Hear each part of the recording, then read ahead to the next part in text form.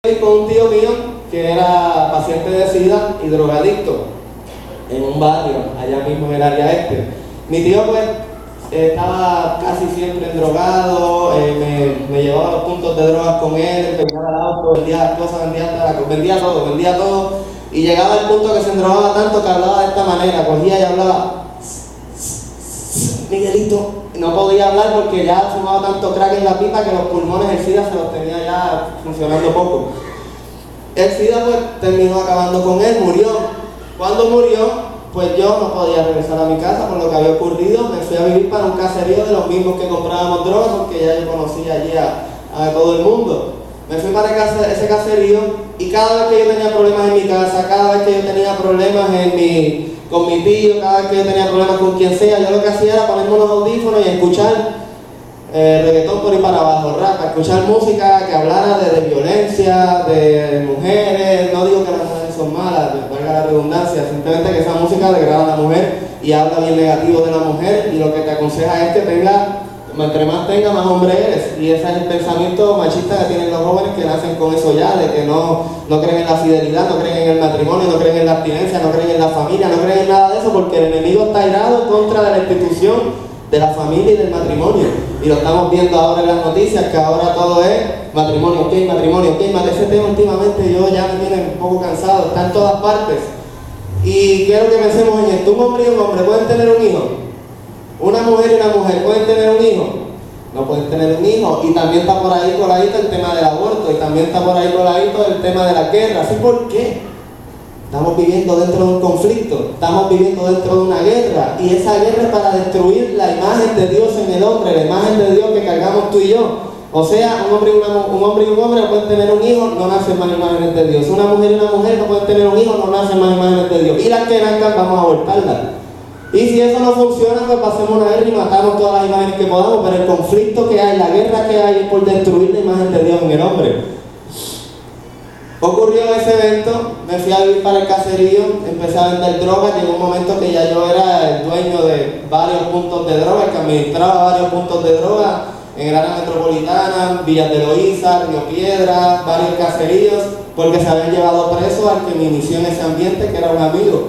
La palabra de Dios dice: andarán juntos si no tienen nada en común. Ese amigo había vivido lo mismo que yo, pero se murió decir el papá de él. Yo vivía con mi tío, pues era como mi papá en ese momento, y él y yo nos refugiamos en ese dolor y empezamos por ahí a hacer crímenes y a hacer barbaridades. Ahí se lo llevaron los federales preso y me quedé yo con los puntos de él. Le mandaba por correo parte del dinero para que él sobreviviera allá adentro. Todavía está preso y ya yo llevo 6 años en el evangelio. Imagínense en cuánto tiempo le dieron.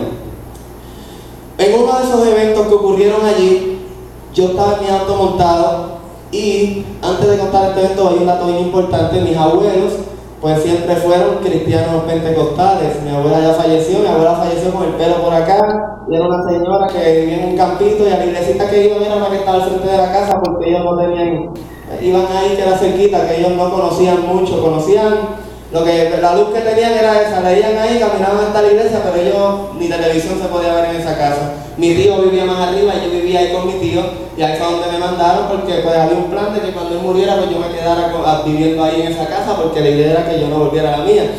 Cuando yo bajaba a casa de mi abuela, que me escapaba porque mi tío le daban esas notas, iba para el cuarto a molestar a uno, yo bajaba para allá y me encontraba en un cuarto con mi abuela arrodillado, y en el otro cuarto con mi abuela arrodillada.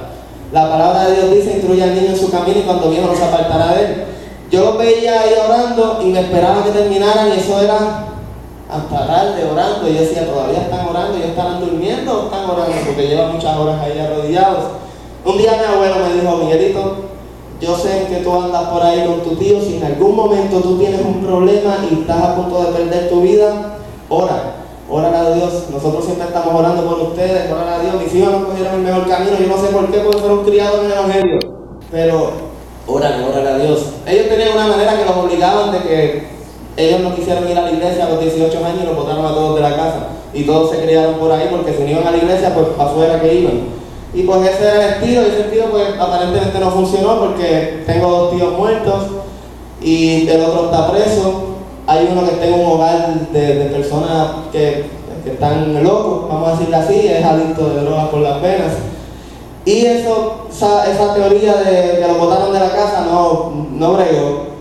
yo me quedé con eso en la mente de orar. Y yo, con todo y que vendía drogas, yo todas las mañanas oraba. Tenía un punto de droga, siempre me mantenía orando antes de abrir el punto. Lo único que yo conocía de la palabra de Dios era ora, ora, ora. Y que orar era hablar con Dios. Dios honró esa fe que yo tenía, porque hoy en día estoy aquí de pie contándole a ustedes esto. Pero fue de esta manera. Yo me pasaba orando y diciéndole, yo quiero hacer tu voluntad, yo quiero hacer tu voluntad. Oraciones que era simplemente hablarle. Cuando yo tenía el punto de drogas que estaba vendiéndole a los adictos, las filas de adictos, que en el momento más vacío eran las 6 de la mañana, que ya no había muchos adictos, empezaban a llegar como a las 8 enfermos. Yo me ponía en unas escaleras, y en esas escaleras había una señora cristiana que tenía el pelo bien largo, y yo me acuerdo que ella ponía culto en el radio, y yo notaba que las ventanas estuvieran cerradas porque tenía 3 niñas, 3 hijas de la edad mía, y pues a mí me gustaban las hijas de ella. Y yo no quería que me vieran ellas como que llorando ni nada de eso. Y yo me metía en esas escaleras, me quitaba la cartuchera, que era donde estaba la droga, el arma, el walkie-talkie, que es donde yo sabía si venía la policía o no, ponía el volumen bajito, ponía el walkie-talkie y me arrodillaba en esas escaleras como yo vi hacer a mis abuelos. Y empezaba a hablar con Dios. Dios mío, tú sabes que yo estoy aquí porque yo estoy aborrecido, mira lo que me pasó con mi tío, mira lo que me pasaba cuando pequeño, mira lo que me pasó con mi papá. Tenía todo eso ya en la mente. Un día, jamás se me va a olvidar este momento, fue el que vieron en el video, salí con otro compañero y estábamos escuchando una música que decía que mataras al enemigo, que se te cruzara en el camino lo liquidara, decía que el miedo lo dejamos en la gaveta, decía que le dispararas en el pecho, el abdomen y la cara, una canción que era bien pegajosa y tenía la juventud en ese momento como zombies tiroteándose unos a otros. Tenía una parte que decía, mi música es la única que inspira a los jóvenes a matarse en la carretera. Y yo me acuerdo que antes, si un artista decía una palabra mala, querían sacarlo del mercado y vendían la música underground en la calle. Hoy día dicen lo que sea y más famosos se hacen. ¿Por qué eso está ocurriendo? ¿Por qué eso está pasando?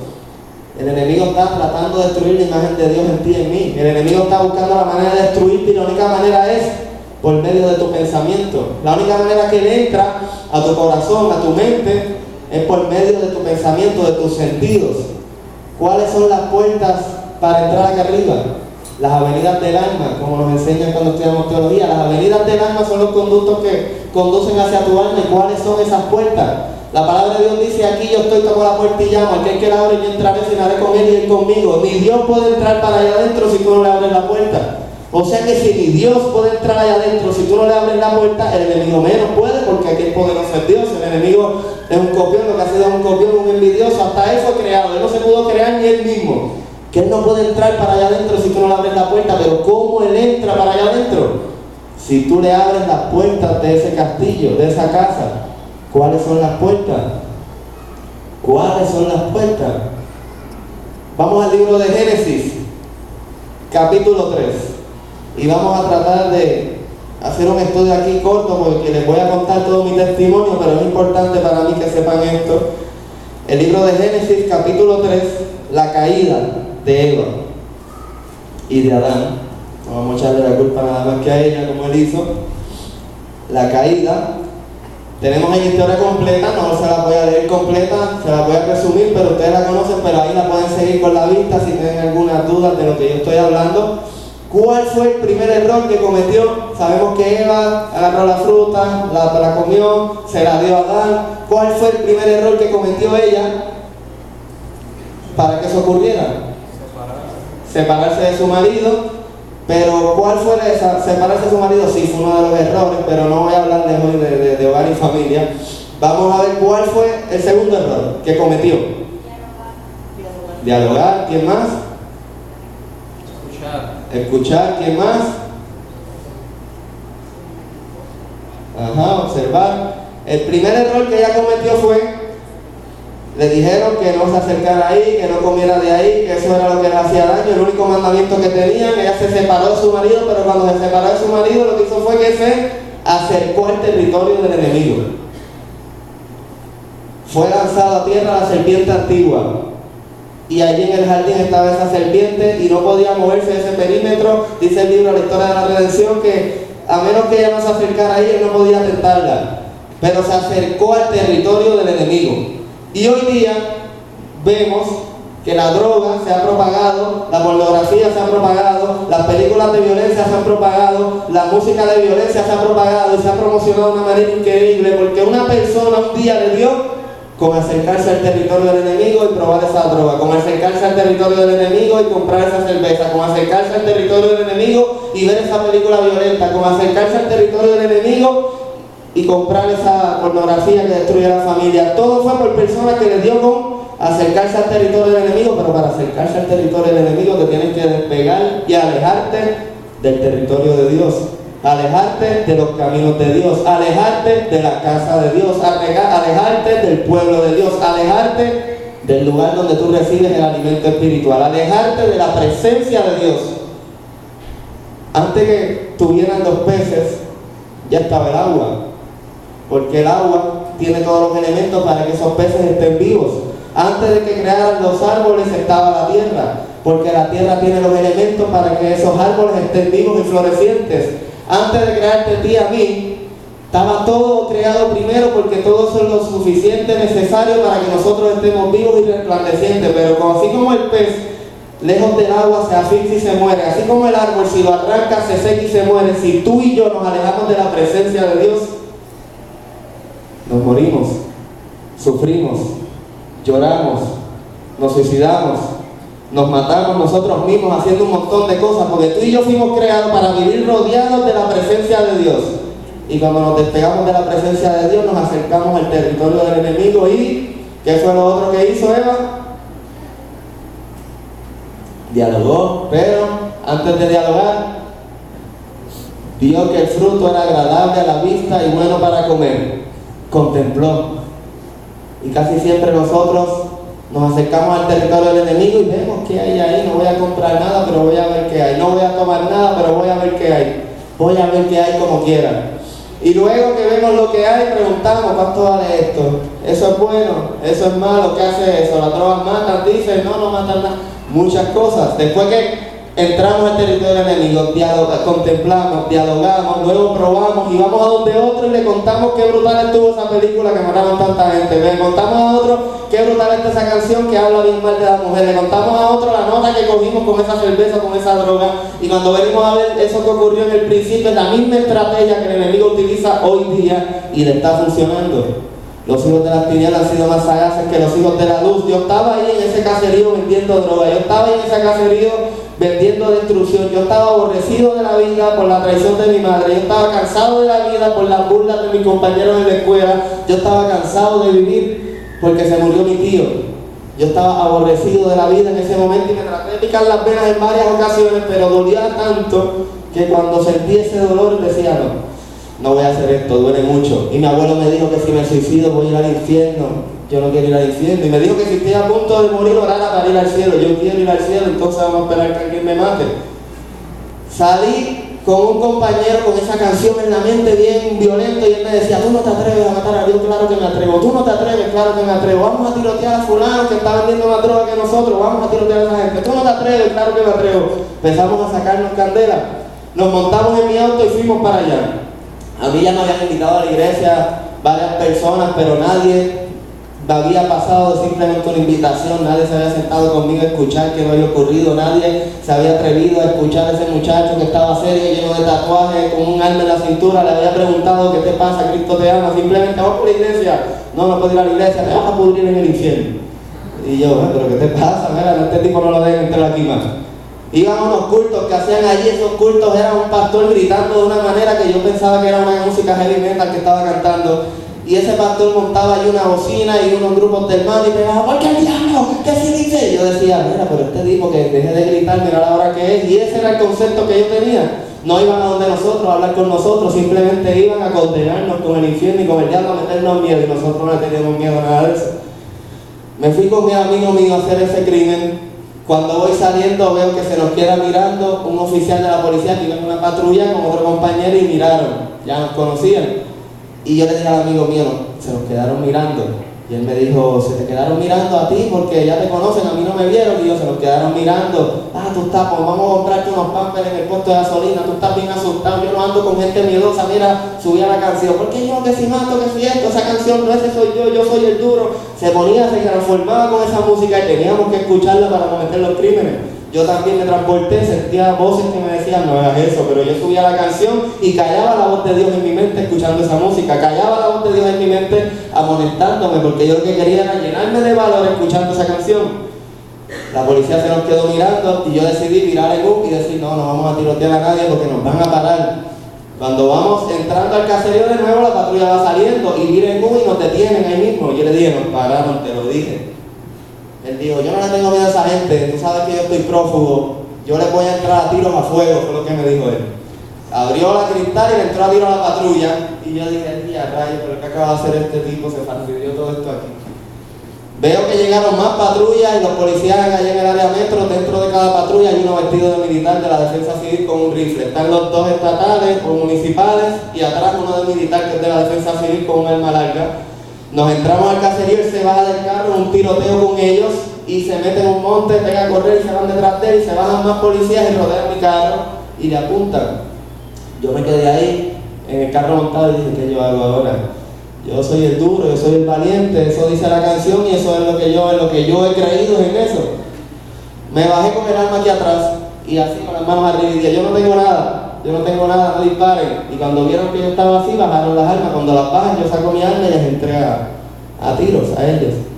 Cuando busqué ese hormiguero tan grande, yo solito, lo que vino fue candela, arranqué a correr por ahí para abajo y lo que era corría y de vez en cuando me volteaba y les disparaba de nuevo. Y ellos seguían disparándome a mí. Y yo sentía las balas que pasaban por mis oídos y por mis pies y ya yo pensaba que me habían dado, porque ya yo tenía en mente que me tienen que haber dado porque son muchos.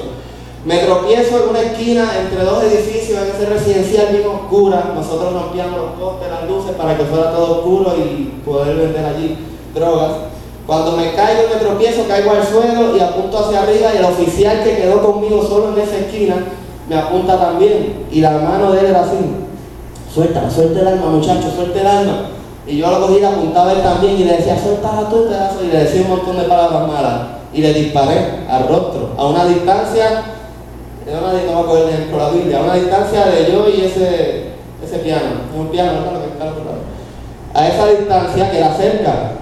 Y no sé por qué no le logré dar, no logré nada. No le veía la cara viendo que había oscuridad en todo eso y un poco de resplandor producto de la luna. Le seguí disparando hasta que vi que el arma estaba dañada o algo porque no le logré hacer nada. La empecé a trastear y vino otro compañero de otra esquina, no sé de dónde salió y dijo, voy a hacer un apellido de mentira.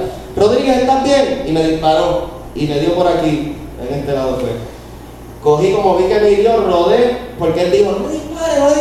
Lo rodé, me metí debajo de un vehículo y me escondí ahí a tratar de arreglar mi arma. Y siguieron llegando los compañeros porque mi amigo ya se había escapado. Ahora lo sé, en ese momento yo no sabía dónde estaba mi amigo.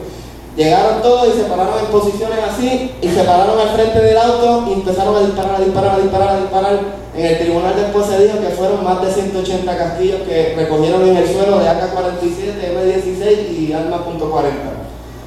Me quedé debajo de ese vehículo recibiendo tiros y ya yo veía que mi cuerpo de la cintura hacia abajo estaba lleno de sangre y que el charco de sangre iba saliendo y que ya yo me sentía bien cansado y con mucha sed y tenía en la mente todavía todas las películas, la música que yo veía. Yo decía, pero estos artistas se meten en tiroteos y ellos salen vivos y eso, y esto fue un tiroteo, pero yo no lo sentí tan brutal como en las películas. Me pasaba en los juegos de PlayStation matando zombies, robando autos, en guerras metidos, jugando, todo era violencia, porque eso era lo que me hacía liberar el estrés de toda la tensión que tenía en ese ambiente y tenía que estar en ese ambiente, en esa tensión. Cuando siento que estoy cansado, me empiezan a gritar de los edificios, háblanos porque has perdido mucha sangre y si paras de hablar te vas a morir. Y yo les gritaba, tengo mucha sed. Y ellos decían, no disparen, no ves que se está muriendo. Y ellos seguían disparando. Cuando me decían, esa sed es que te estás desangrando, no puedes tomar nada. Y yo, pero que paren de disparar. Ahí cerré mis ojos porque me vino a la mente la voz de mi abuelo. En medio de toda esa música, de todas esas películas, de toda esa acción, que yo estaba buscando la manera de dispararles también y tirotearme con ellos para que fuera algo emocionante y ser el duro de la película, como decía la música. Cogí y cerré mis ojos y me vino a la mente la voz de mi abuelo. Si en algún día y momento te estás muriendo, te vas a morir, órale a Dios para que vayas al cielo. Pídele perdón por tus pecados. Esa semilla que él lanzó cuando me instruyó cuando niño, en ese momento yo no me alejé de esas palabras. Yo lo que dije fue, Dios mío, las balas escuchándolas, Dios mío, perdóname por mis pecados, ahora que estoy aquí, que ya me estoy muriendo, tú sabes que yo estaba loco esperando este momento de morir, tú sabes cómo ha sido mi vida, para seguir haciendo las cosas mal, mejor que me muera ya. Perdóname por mis pecados y llévame contigo. Esa fue mi oración y dije amén. Lo dije rápido.